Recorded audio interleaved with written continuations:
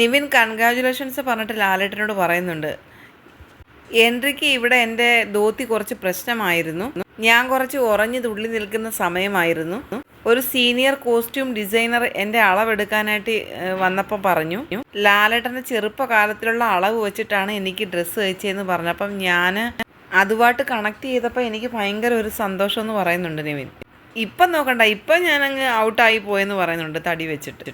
ഞാൻ സാധാരണയായിട്ട് ഒരു കാര്യം പറയാം, ഈ ബിഗ് ബോസിലേക്ക് ഓരോ ആൾക്കാർ വരുമ്പോഴും 50 ദിവസമൊക്കെ കഴിയുമ്പോഴത്തേന് അവർ മെലിയുന്നതായിട്ടാണ് കാണുന്നത്. പക്ഷെ നെവിൻ മാത്രം തടിച്ചു പോയി. ഇത് 7ാമത്തെ സീസണാണ്, നെവിൻ മാത്രമാണ് തടി വെച്ചത്. മുണ്ടിൻ്റെ സൈസ് വലുതായി, അതെങ്ങനെയാണ് മോനെന്ന് ചോദിക്കുന്നുണ്ട് ലാലേട്ടൻ. അത് കണ്ടുപിടിക്കുക, അത് പോട്ടെ. ഷാനവാസൊക്കെ പറയുന്നുണ്ട് ഞങ്ങളൊക്കെ ചെറുതായി, നെവിൻ വലുതായെന്ന്. പോട്ടെ മോനെ, ഒരു തമാശ പറഞ്ഞാൽ പറയൂ. പിന്നെ എനിക്ക് ലാലേട്ടനോട് ചോദിക്കാനുള്ള ഒരു ചോദ്യം വളരെ സിമ്പിളായിട്ടുള്ളൊരു ചോദ്യമാണ്.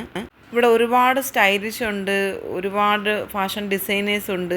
പക്ഷെ ഞാൻ എൻ്റെ സ്നേഹത്തിൻ്റെ നൂലിൽ ചാലിച്ചൊരു തുന്നി ഒരു ഡ്രസ്സ് കൊണ്ട് തന്നാൽ ലാലേട്ടൻ ഇടുമോ?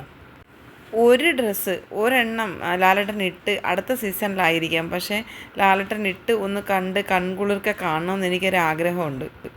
ഒരു ഡ്രസ്സാക്കുന്ന എന്തിനാ മോനെ, കുറേ ഡ്രസ്സുകൾ ഇടാം, തരണം എന്ന് ലാലേട്ടൻ പറയുന്നുണ്ട്. അപ്പം നിവൻ ഭയങ്കര സന്തോഷം കൊണ്ട് തുള്ളിച്ചാടുകയാണ്.